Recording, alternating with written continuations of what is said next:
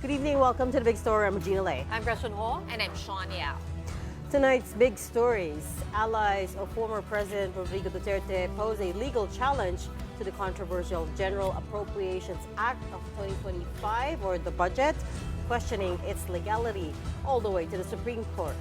Lawmakers slam agriculture and trade officials over the holdup in the declaration of a food security emergency meant to temper the unabated increase in rice prices. And Maharlika Investment Corporation says it is open to acquiring China State Grid Corporation's shares in the national grid operator. Maharlika President Rafael Consing also defends the 1.5-year delay in its first investment. Straight on to the big story we go, and a petition has been filed before the Supreme Court challenging the legality of the 2025 General Appropriations Act, otherwise known as the 2025 National Budget. One lawmaker called the move a desperate political gambit in favor of Vice President Sara Duterte. On the other hand, the palace says it is too soon to comment on the petition. Marian Enriquez with the big story tonight.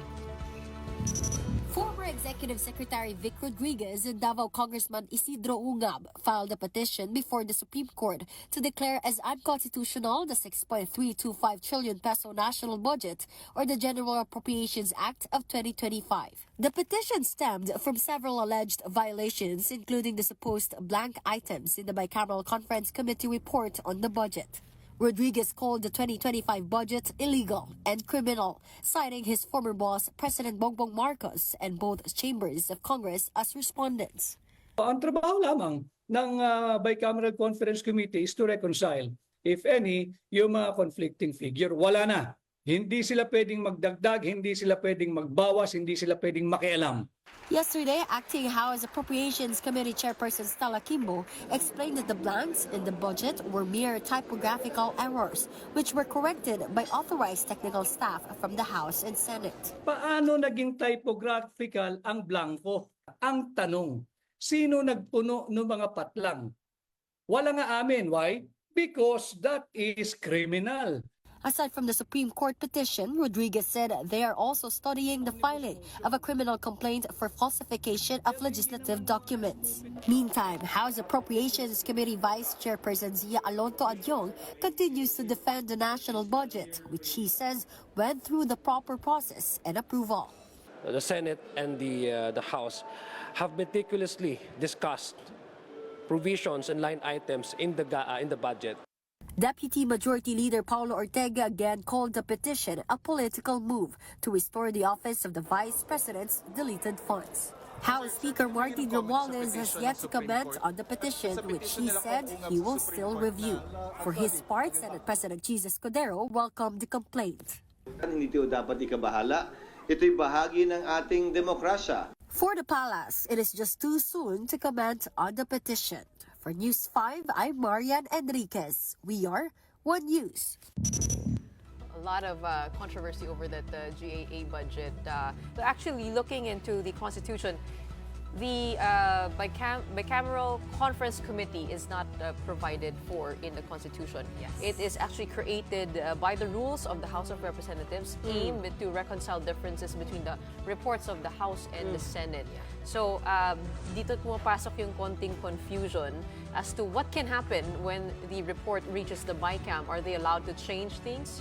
But a while ago, we were taking a look at the Constitution, and it seems to say in Article 6, Section 26, that no bill passed by either house shall become a law unless it has passed 3 readings on separate days, and printed copies on its final form have been distributed to its members. And it says here that it cannot be changed. So wait, hanapin ko lang yung actual na yun. Section 26, it cannot be changed in both houses. So there might be something there. Yeah, in short, A lot yung of the pag na-ratify na, di ba? Hindi na pwede siyang Well, but And- as we know, a lot of the things in the comes down to how you interpret the law in the Philippines, correct, right? that's That correct. could be argued either way. But that's the thing. I think what Gretchen is pointing out is it's not a law, it's a rule. Ito, And it's a house rule. No amendment thereto shall be allowed, and the vote thereon shall be taken immediately thereafter. and the yeas and nays entered in the journal. So, may So ganun. hence the argument that it should go back to plenary. Plenary. Yeah, But again, is it just minor amendments? We'll never know. And hence, that's why there's been growing calls Yes. that the BICAM meetings be made transparent. But let's just When it put some comes to context BICAM deliberations into be why, made yeah, open to the public, Yes, so we which- can all see. which has been proposed to no avail many, many times, right? But just to put context into why we're talking about this, it's because we heard the explanation of Appropriations Committee Acting Chairman, Stella Kimbo. No, after evading the media, she explained in a statement yesterday and today, former Senate President Tito Soto tweeted. Sabi niya ay, That's not allowed. that's not allowed. Actually, ang sinabi niya is review your rules. Ayun nga, no? Because I think it's stemming from the lack of trust Yeah. over what happens over at the BICAM. Some even propose having it live streamed to be Yeah, able that's to, why. yeah, but Even to the no Makabayan avail. Bloc has been asking for it, that it be open to the public, live stream in real time, because we are the stakeholders after all, right? The budget affects everyone, and It's our should money therefore that be goes open to- to everyone. Apart from the blanks, the other questions of its constitutionality lie in the budget allocation for education, the educational sector as a whole, or is it DepEd itself? And also the PhilHealth, the zero subsidy from government. Yeah. I guess those are questions, but as government says, it is too early to comment on it. I guess they need to get down to Well, the detail of that conflict. Until the issue goes away, apparently. That's when they'll comment. Meanwhile, talking about waiting, a food security emergency may be declared in the next 2 days. That is what the Trade Department assured the House of Representatives Committee that is looking into the issue of runaway prices. Mobile journalist Julie Baiza has the story. It's been weeks since the House of Representatives started its investigation into the issue of skyrocketing prices of rice and other agricultural products. The so-called Quinta panel is on top of the inquiry, composed of the Committees on Trade and Industry, Agriculture and Food, Ways and Means, Social Services, and Food Security. By now, lawmakers can no longer hide their dismay by what they believe are the agri-leadership's lack of urgency. The promised food security emergency declaration has not come to pass. Guys naman, nakailang hearing na tayo. Nakalimang quinta hearing na tayo. Kailangan nyo nang i-declare na meron tayong emergency because clearly merong extraordinary price levels.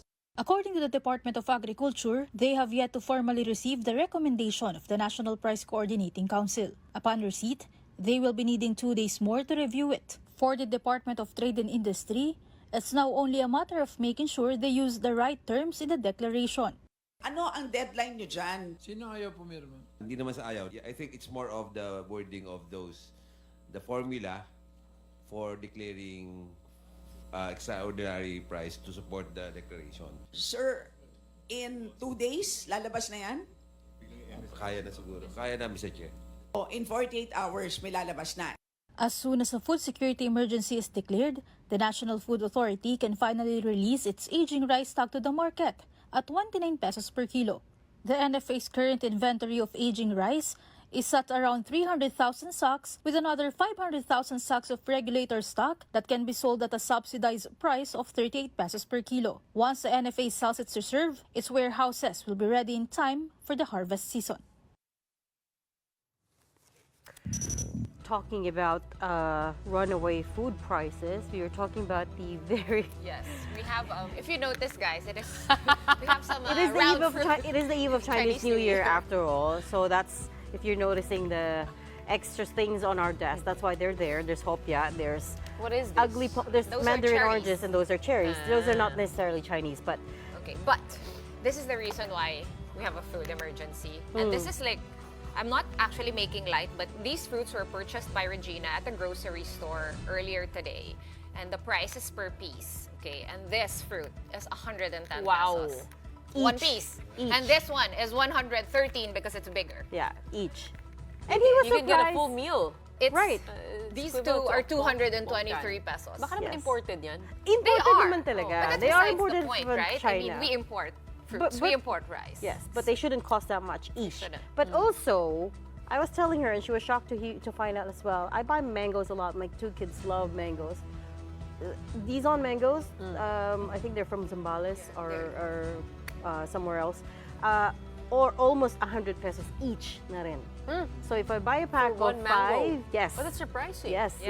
I will bring And you these are- another day a bag of mangoes of 5 Diba- pieces. That would be 500. Coming And you will owe her a lot Coming of from a money. regular price of how much? Like, you used to buy mangoes at what price? Well, I mean, 30 pesos. I mean, 100 for marami na, isang kilo 100, na yun. isang kilo na yun. Isang But kilo. now it's like a kilo is a piece. Wow. Because if they're fat, they're a kilo. if you go to almost a Zambales kilo and na. you're in the roadside, it's not super cheap either considering they didn't really travel far.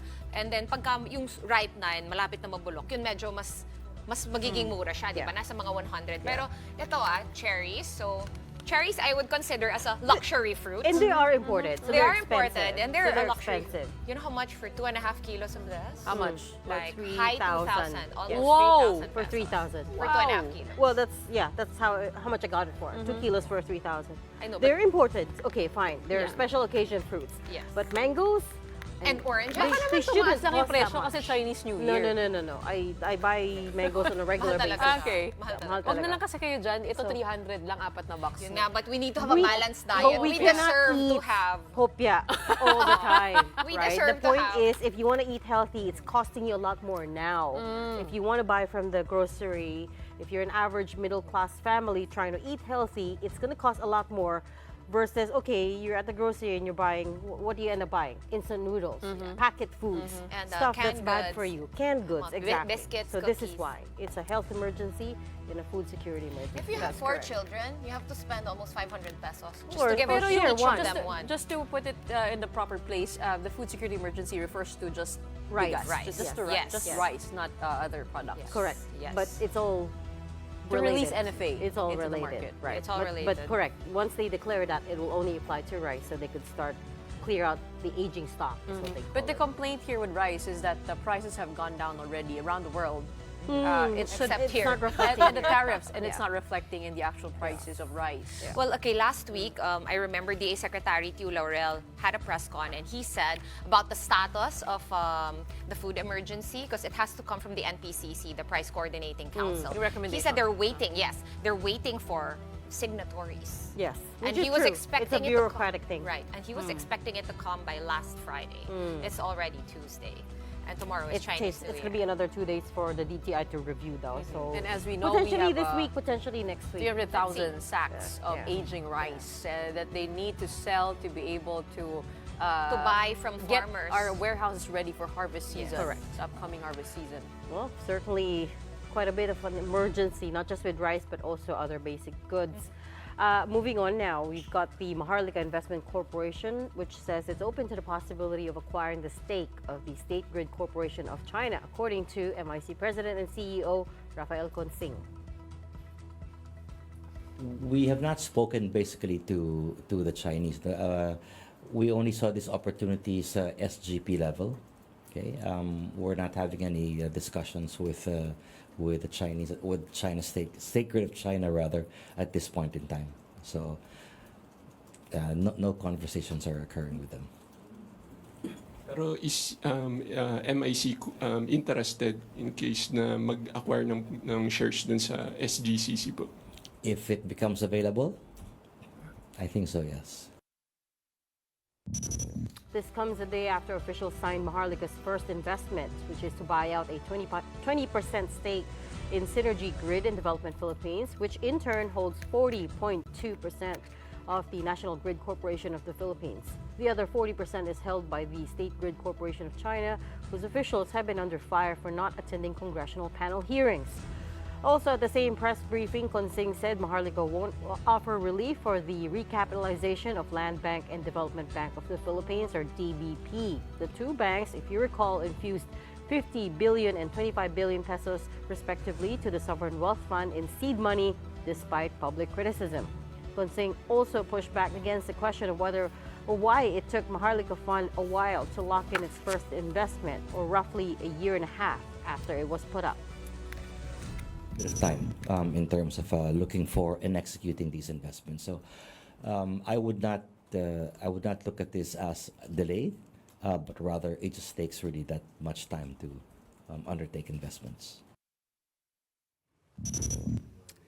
Moving on now to the topic of energy security, or actually still on energy security, business tycoons Manny V. Pangilinan, Ramon Ang, and Sabin Aboitiz have finalized a landmark deal to operate an liquefied natural gas or LNG facility. This LNG agreement, worth $3.3 billion, was approved by the Philippine Competition Commission as early as last year. It brings together Pangilinan's Meralco Power Gen, or MGen, and Aboitiz's Therma Nat Gas Power, and the two will invest in a 67% stake in Ramon Ang's San Miguel power units. The deal is expected to increase the country's power supply with over 2,500 megawatts of generation capacity once fully operational. The three tycoons hailed this as a big step towards energy security, ensuring reliable and cost-efficient power for the population. Landmark deal is right. I mean, this is the latest in the team up between Ramon Ang MVP and the MVP. RSA, right? So everyone's excited whenever these two get together because they have the will to see projects through. But I have to point out that there is a big debate around LNG as a transition fuel. Transition fuel meaning we're transitioning from dirty energy, fossil so-called dirty fuels to energy, fossil cleaner. fuel energy, to renewable energy, right? So on the one hand, experts have said this is a great transition fuel because it's cleaner than coal or crude oil. And remember, Malampaya is expected to deplete by 2027. But also remember, it was expected to deplete by 2024 as well, before 2027. But They still, extended it. what if it's true, right? Yeah. So, okay, so 2027, yeah, That's correct. true. No, I It's agree with extended. you. We're 2025 already. And this we're, is we're again- seriously at crunch time here. If it does deplete, because it does supply most of the electricity for Luzon, if it does deplete, then we're in serious trouble if we we are in are serious trouble. unable to supply electricity to the biggest cities in the country. And I remember back in the day when 2024 was still in the distant horizon, they were hoping, and we were all hoping, that we could explore the Recto Bank finally. Reed Bank, that's right. Yes, Yeah, the Reed Reed Bank. The Recto Bank. pursuit for other sources of energy is there. Actually, in Tanay, they are building windmills, more windmills, because wind is a resource, a big resource over in the east. But the question that I think is perfect for this discussion is on the headlines of Philippine Star. Will Maharlika Fund's grid investment lower your electricity bills? We had two pieces of news a while ago. One was on the Maharlika investments about the National Grid Corporation, and this one on the private sector. But at the end of the day, it is a discussion on whether, on how the consumers will benefit and feel the impact. Correct. All of these these deals, that we're right? talking about So it's has one that thing bottom to line. have more energy sources, and another thing to actually reduce the burden on your consumers. Okay, ang dami mga electricity, pero bakit hindi na mabawasan yung electric bill natin? Why does it remain the same? Does it cost more? I think on All the those whole, questions. medyo mahirap sagutin yan eh. On the NGCP's part, it was privatized, right? So the private proponents did pour in a lot of money to upgrade our transmission equipment, our infrastructure. The question is, papayagan ba silang ipasa on yun sa consumer? Dapat hindi kasi may regulator. So the regulator controls how much money can be passed on to the consumers. Technically, the same Actually, way it works with energy. Sinagot ni itself. Energy Secretary Rafael Lotilla yung question na yun. At sabi niya, we cannot give you any exact date and exact amount of reduction. He did point out, however, that better transmission infrastructure could indirectly lower costs. Particularly citing an example in the Mindanao-Visayas interconnection. Alam natin the grid there was improved. The grids of Visayas and Mindanao have been connected already. So- So Visayas can benefit It from the reduced- excess power yeah, in Mindanao. reduced spot market prices. So, hindi pa sila sigurado. How That's to this do will- with Maharlika. That has to do with Maharlika. Right, because effectively what they bought was just control, greater control of the state grid operator, right? And yes, they're not generators, they're distributors. And yeah, if you fix that part of the process, of course it'll eventually translate to lower prices.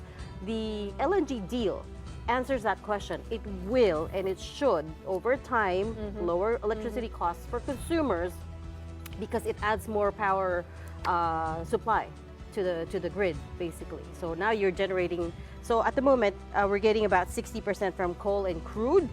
Natural gas is only 4% of the energy mix, so very, very little. Now, if you up that, obviously, that's going to translate to more supply nga, and it should, in time, lower the prices. Here's On the thing. other side, the con is that LNG may not be necessarily as clean It's as not the they say, cleanest, right? So the problem with LNG is that, yes, it produces less carbon dioxide, but it produces far more methane, which is a poisonous gas, which then, experts also say contributes more is more potent and contributes more to environmental damage in the long run. They so do that part sometimes of the capture equation, methane though, but it's more like methane from poop.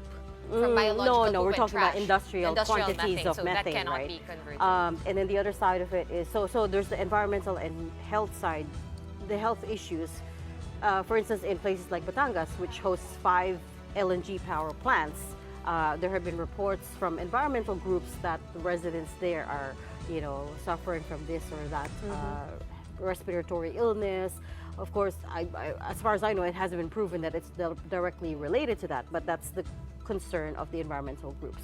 Right. Okay. So on the one hand, you're trying to commit to 20%, or the Philippines' commitment to climate change is Increasing the 30% sharing. of renewable energy mix to the mix by 2030 and 50% by 2040. So on the one hand, you're trying to work towards that.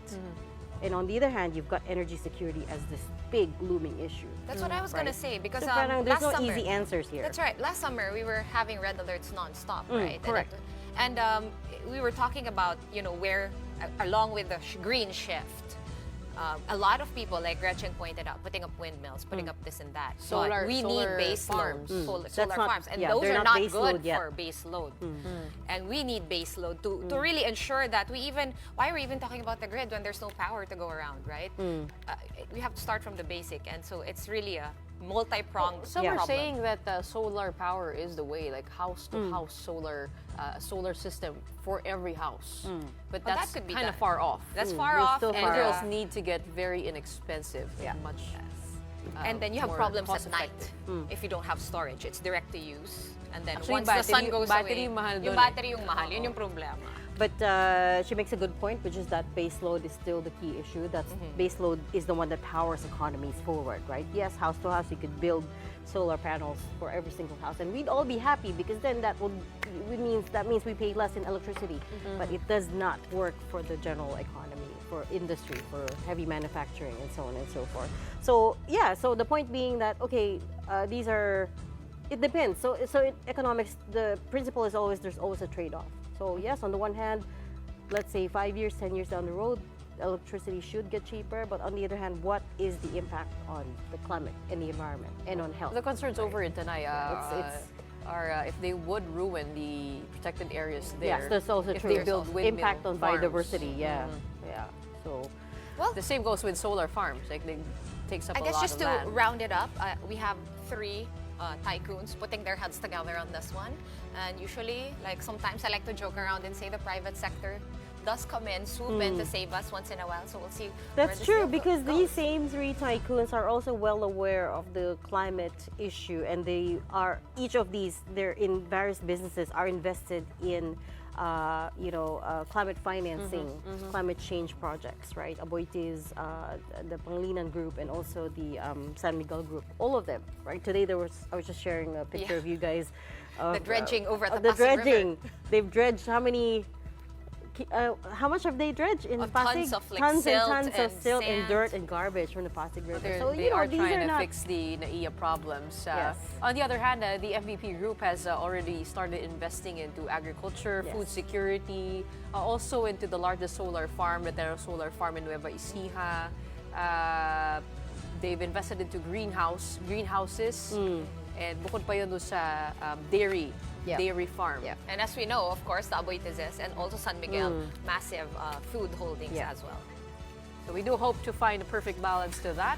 Here's raising that challenge to our leaders in the private sector. Meanwhile, up next, Vice President Sara Duterte scores a legal victory in the string of charges filed against her by the PNP. More details on that when the big story returns. Keep it here.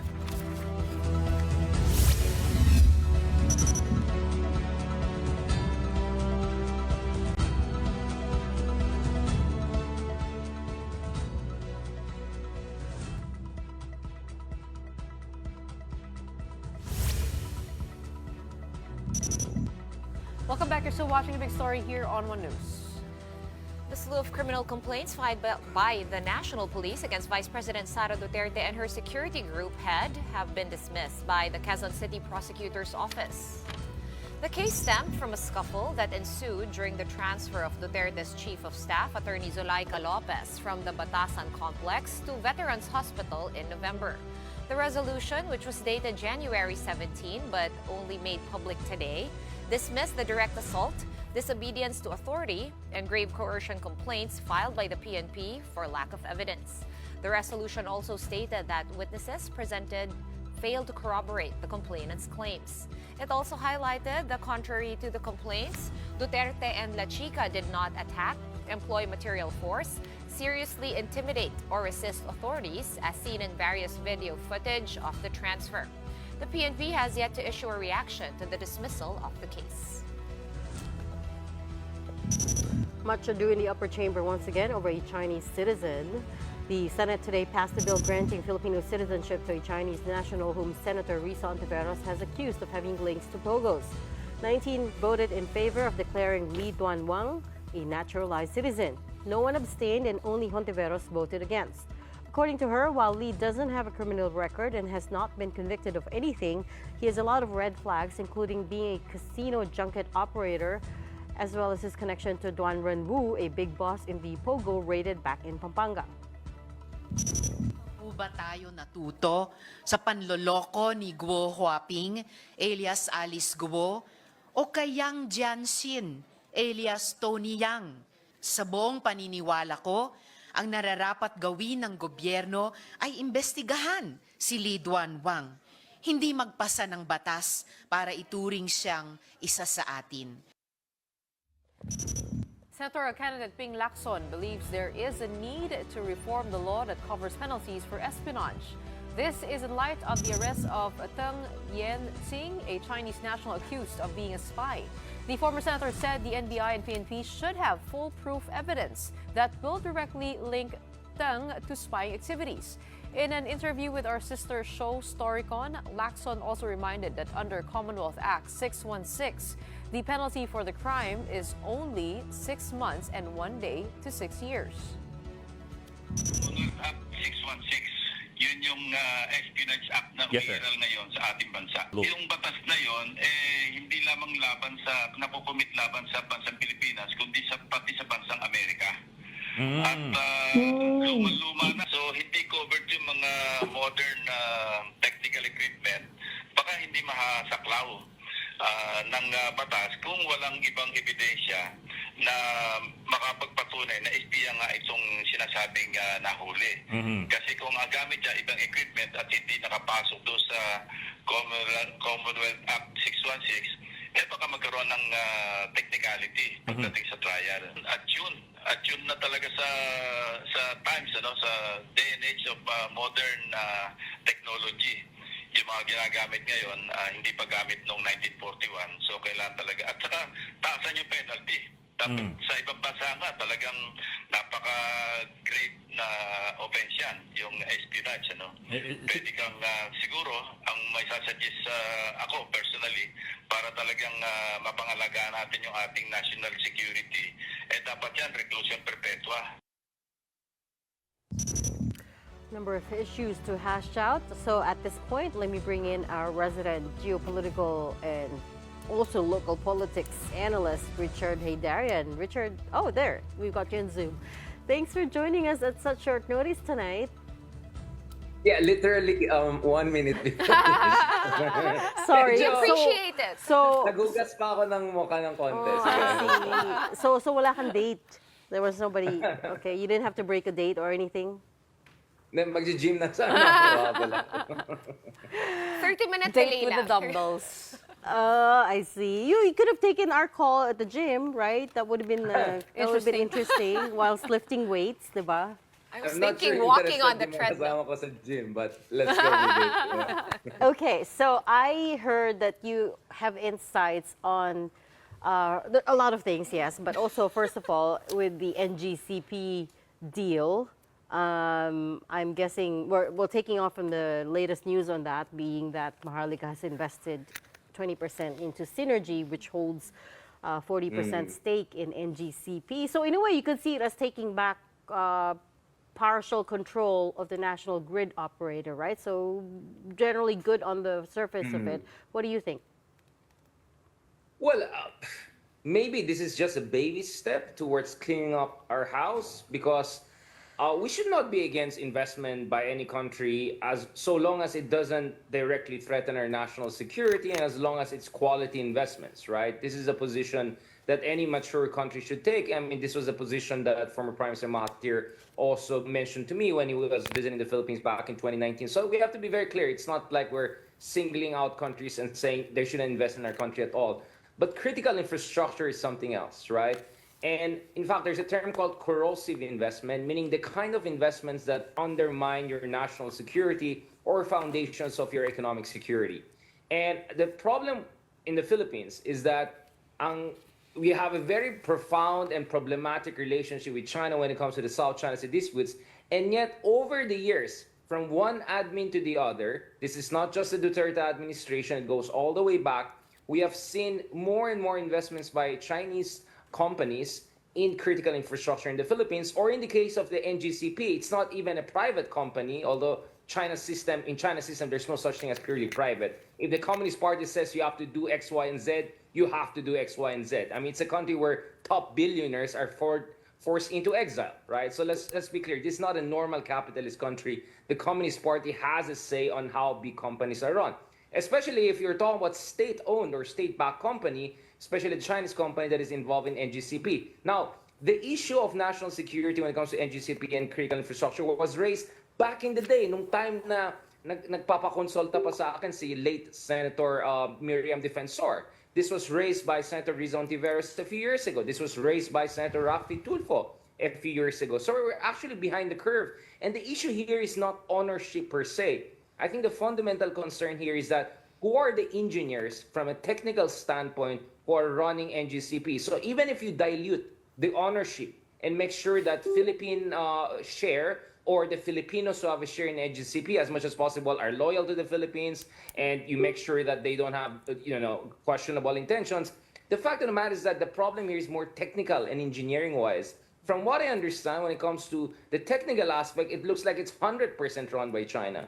So what I want to see is how is this Maharlika Fund investment really going to help in terms of technical and in terms of national security needs that we have when it comes to this. And more than that, we also allowed back in the day during the Duterte administration for China Telecom-backed company in the Philippines to also have presence in the country. Huawei was pushing for nationwide presence and developing our public digital infrastructure. That is on the back burner right now, but nevertheless, during Duterte's time, for instance, you allowed the China Telecom-backed company to put satellite or communication systems within the AFP. So let's just be honest, we have been sloppy across different administration. It's unfair to just single out the Duterte administration, and I think it's time to do some cleanup. And cleaning up is not just buying shares in these companies, but also looking from a technical aspect, whether there's no backdoor to sabotaging or undermining our national security. Now, this is not because China per se is nefarious. It's because, well, let's be honest, there could be war over Taiwan.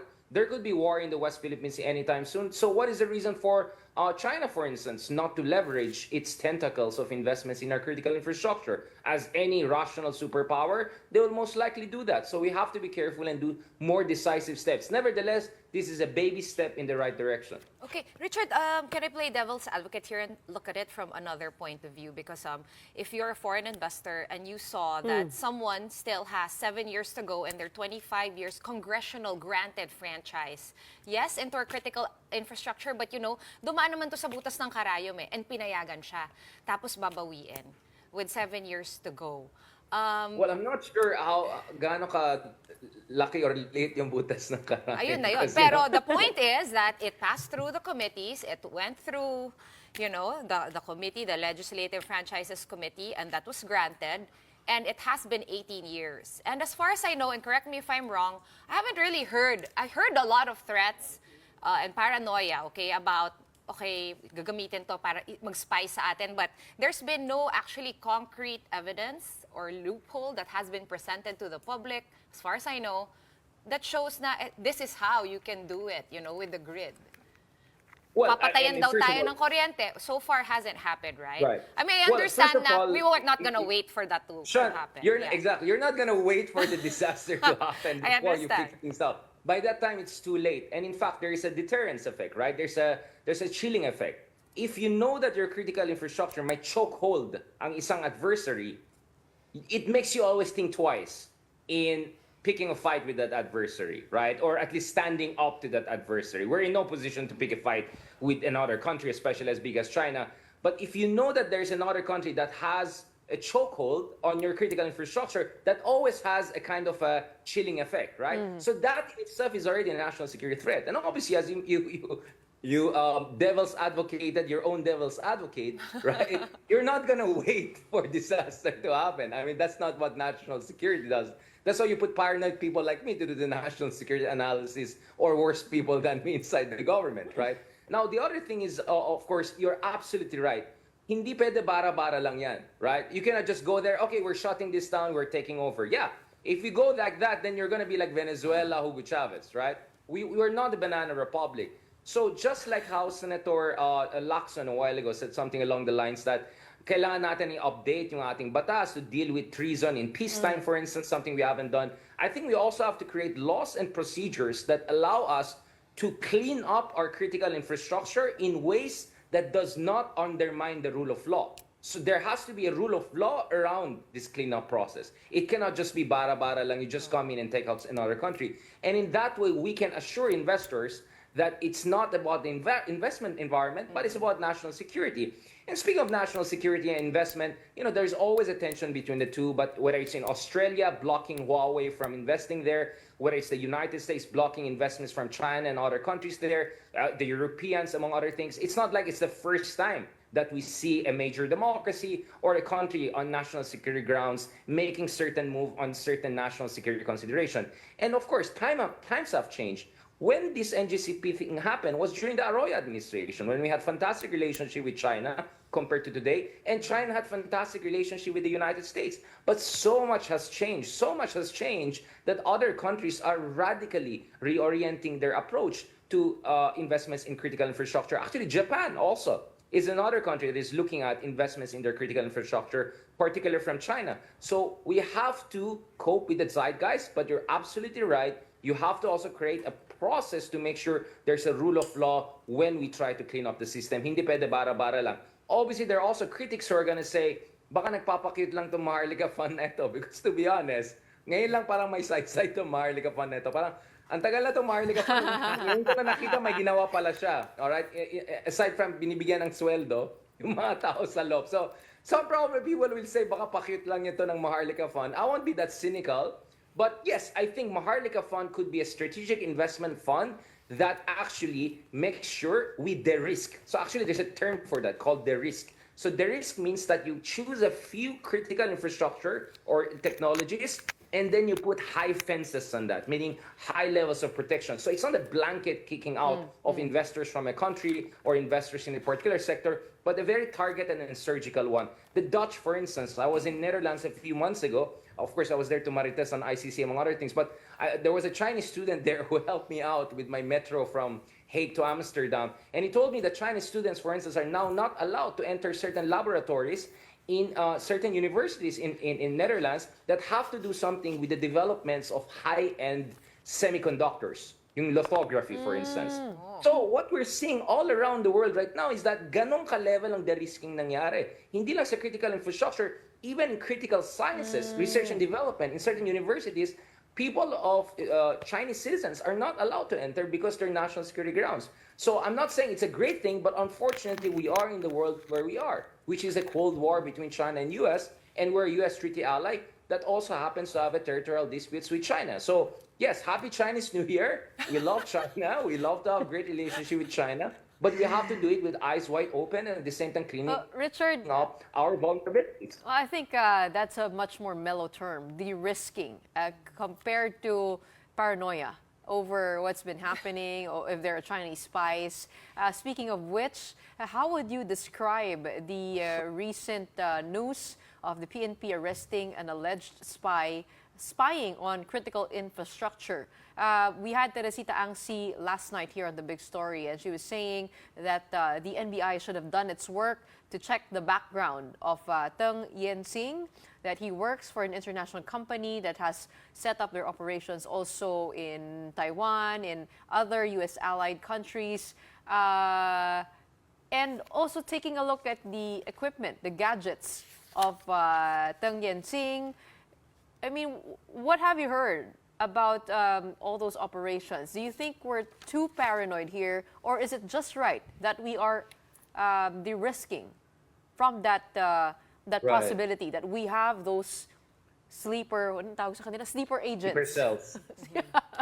Medyo iba yan. Daw. I think, Daw. honeypot yan. By the way, alleged They sleeper do. cells. Alleged. We're not saying there are sleeper cells. Alleged sleeper cells. Right. Yeah, of course. I absolutely agree, Gretchen. I mean, what you need to make sure is walang overcorrection here. Because if you are paranoid, you do overcorrection. And when you do overcorrection, that's where things go wrong. I think with civil society, Chinoy leaders, friends, a lot of them are worried that this overcorrection, unfortunately, may go with xenophobic sentiments that could also target our fellow Filipino citizens, right? So absolutely, we have to guard against overcorrection. In fact, the term "the risk" was essentially coined by the Biden administration a few years ago because they also realized you cannot decouple from China. China is just so important, such a fantastically technological advanced country. I was just installing yung latest Chinese AI wonder. DeepSeek. It's incredible. I mean, it's incredible. Sorry to ChatGPT and other friends. And they made it on the chip. Now, assuming their numbers are true, but you know, this China is a country we cannot deny. Look at their cars, their EV cars. Look at what they're offering us. In the next coming years, China will be a technological superpower, not only a military superpower, not only a big economy. So, of course, we want to have best relationship with them. So having xenophobic paranoia is against our democratic principles, but also against our national interest. So that's why it's very important. There is due diligence. That, you know, you don't have an AFP coming in and saying, okay, we'll do our research. You have to make sure there's a background research information. You're dotting all the T's and I's. So yun ang kailangan natin gawin. Having said that, we have been warning. Back in 2018-19, I was already writing about, and by the way, that was also inspired by interventions by then Senator Lacson, among others. Now, there are suspicions that there is some infiltration of some of the pogos, that the location of pogos next to Camp Crame, Camp Aguinaldo, all of our important military bases should naturally raise our eyebrows. But unfortunately, under the Duterte administration, kasi walang ginawa eh. Because there was an interest. I don't know, self-interest or an interest involved there. So siguro, Gretchen, the problem kasi here is dahil we're cleaning up also for 6 years of neglect, if not recklessness, during the Duterte administration, when they allowed hundreds of thousands of folks to come in for pogos and tourism, and there was not proper check and proper follow-through. Ang worry ko naman is mag-overshoot naman tayo at mag-overcorrect tayo. Kaya nga, exactly as Shawn was saying, if we're going to deal with any threats like that, we have to do it in a systematic way, in a procedural way that goes in tandem with our constitution. So sana yung mga legislators natin, hindi lang busy doon sa, hindi na ako mag-blind item. Blind item mo na. Blind item, hindi blank item. Blind item. Hindi lang Blank busy item. sa election, budget. Name names. Dito mga importanteng bagay na to, di ba? Matatroll na naman si Richard. Oh no! Oh, I thought you were gonna... I thought you were gonna drop a bomb. Names. I'm like blind item. Although, okay, I'll drop a bomb maybe, but I was told by some people, again, baka mama-burn na naman tayo na, there's still a chance daw na may super 11th hour, like how you invite me like 1 minute before the show. Okay. Baka daw, the 1/3 will be produced in the Congress. But I think there's no illusion that you will get the vote in the Senate under this Congress. So the idea is that you get it up to Senate, start the trial of impeachment, and then hope you get a better Congress after the election. So it looks like yung operating principle of people who want impeachment to happen. In fact, there's going to be a prayer rally in the next 48 hours or so, right? In that regard. So that's what I'm hearing from people inside the Congress. But this is the Philippines. Busy talaga mga politiko natin kasi andyan na yung elections. I hope they also pay attention to national security. Ang tagal na natin sabi, wait. itong mga problema na ito. And that's gonna work, you think? This new strategy, 1/3 in Congress? Well, you have to get the ball rolling, right? Because ang sense ko dito is, if the Congress doesn't push this up to the Senate, wala na, tapos na impeachment. Remember, di ba, meron pang if hindi ito usad, you cannot file another impeachment against her until next year pa.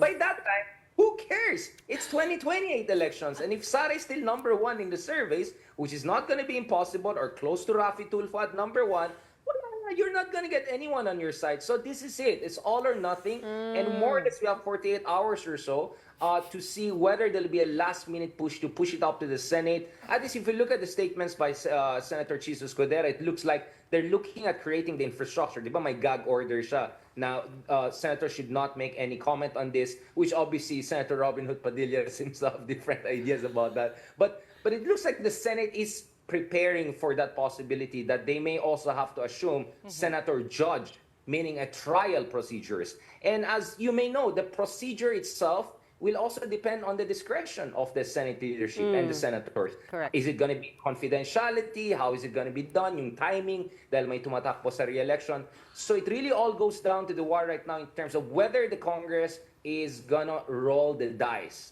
Because if they don't roll the dice right now, it's over. It's now or never.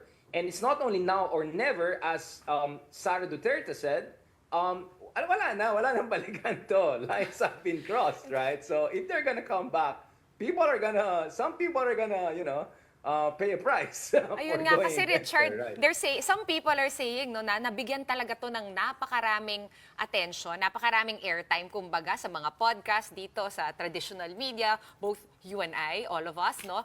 Pero they're saying there's no such thing as bad publicity, and we could be helping the 2028 bid of Sara Duterte, which she already said that she's thinking about 2028 now. It's back on the table.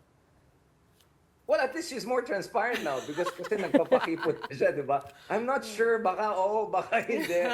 But let's not forget, one thing has changed over the past year or so. Sara Duterte's have collapsed. I mean, look at the SWS net satisfaction rating. She's only at +21. So even if she's gonna run, which is not impossible, even if she may still remain as a front runner, she's no longer the outsized favorite, right? And she's no longer as invincible as she seemed to be. In fact, my suspicion is if ever hindi aakyat ito sa Senate, meaning magpo-fold ang Congress leadership at the 11th hour, it is because some people think they can adopt what I call a containment strategy. The idea there is, sasampahan natin ng maraming kaso itong mga Dutertes na to until mag-hemorrhage to ng mga popularity, until maging politically irrelevant sila. So even if we don't impeach them or put them in jail, we're gonna so politically marginalize them that they go back essentially to political stone age, which is before 2016 when they were not a national force. But that kind of mindset, I think, is very risky because what if it doesn't work? And as Shawn correctly said, yeah, I mean, we saw it with Trump, right? If you try to hit populists and it doesn't work, they're going to juice it out and come back with vengeance. I don't know if people are watching what's happening around the world. So that containment strategy, in my opinion, is very risky, if not foolish. Yeah. Well, if you're going to go for the king, you best make sure that you cut his head I off, wanted right? to go That's how the Waldo saying Emerson, goes. but I didn't want to go brutal samurai. So. We have run out of time. I'm so sorry, but next time we'll bring you on, and this time we won't call you at the very, very last minute, literally. Thank you so much for your Last 2 minutes. last 2 minutes. Or white night. But thank you for saving us. Thanks for your insights to Richard Haydarian, our resident geopolitical analyst. As always, ladies. All right, another quick break for now. Right after that, we take a listen to what Senator Rafi Tulfo told his son, Congressman Ralph Tulfo, after the younger Tulfo was caught using the EDSA busway. Keep it here on One News.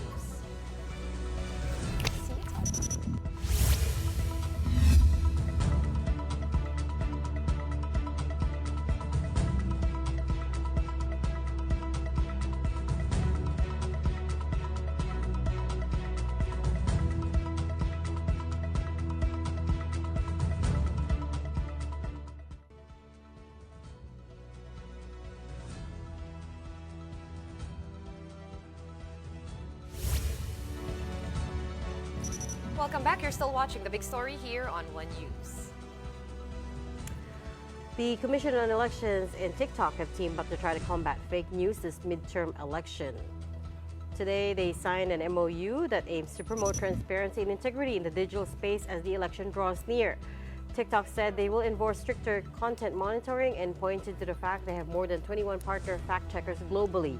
The Chinese firm also encouraged users to report creators that violate its community guidelines. It may be recalled that last October, TikTok banned political ads from airing on their platform so that political content cannot be monetized. Comelec clarified, however, that candidates may use the platform but must follow community guidelines. Alongside this, TikTok launched its election campaign, #ThinkTwice. They also released an in-app feature called Philippine Election Center that shows user-verified election content.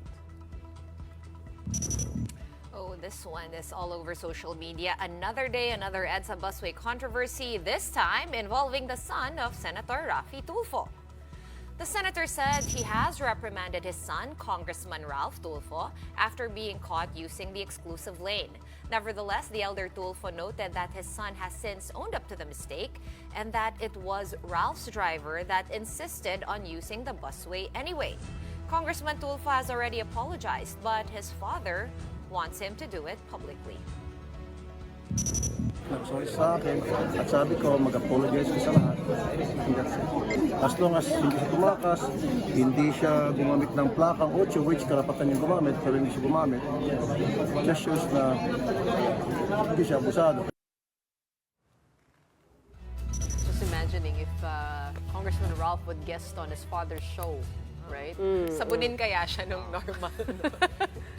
Oh, we'll wait for that. In the meantime, well, today is a special day. As you know, we're wearing different colors because it is the eve of Chinese New Year and festivities are in full swing. Let's head over to Manila, the heart of the celebration. And joining us from Manila is Brian Basa, who is at the historic Jones Bridge, where countdown is happening in a few hours. Update us with the latest, Brian.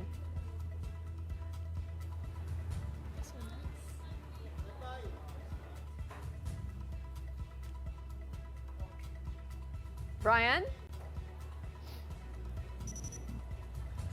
You can see that iconic, that pagoda, that archway is at the foot of Jones Bridge. Just about to... Hi, Gretchen and ladies. Good evening sa inyo. We're some 3 hours away from the Lunar New Year, and the oldest Chinatown in the world is busy preparing to ring in the Year of the Snake. Hi, can you hear me? Yes, we can hear you now. Seems to be, there seems to be a delay. But go ahead, please. Yeah, I hope you can hear me, ladies. Yeah? Okay, looks like we lost. Okay, that's... Okay, there we go. Yes, okay. We're some 3 hours away, tulga na nasabi ko. Magcha-Chinese New Year na rito sa Binondo, one of the oldest Chinatowns in the world. Behind me, the last of the vehicles have passed by Jones Bridge dahil at 9 p.m. magsasara na ito, pati yung ibang mga kalsada sa loob ng Binondo because dito na mangyayari yung midnight festivities natin for the Chinese New Year as we ring in the Year of the Snake.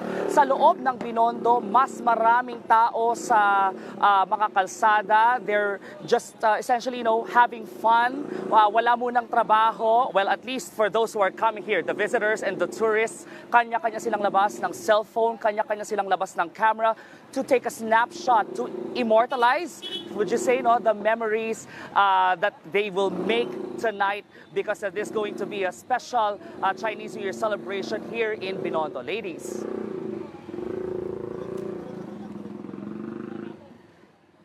Exciting. Parang bigla akong na-foam. Gusto ko tuloy kumain ng hopya. Thank you so much for that report. Brian Basa reporting live from the foot of Jones Bridge, where we can see from the background a lot of, it's very festive. Yes. Yung lanterns are all lit up. It's so nice, the lighting. Looks like a lot of people too. Yeah, and I'm trying to recall. I know recently, pabongga yung celebration on Chinese New Year's Eve in downtown Manila, in Chinatown, which is the oldest in the world. But I'm kind of FOMO now. There's still time to head on over. How do you guys celebrate Chinese New Year? We have dinner at home. We actually we're celebrating tonight.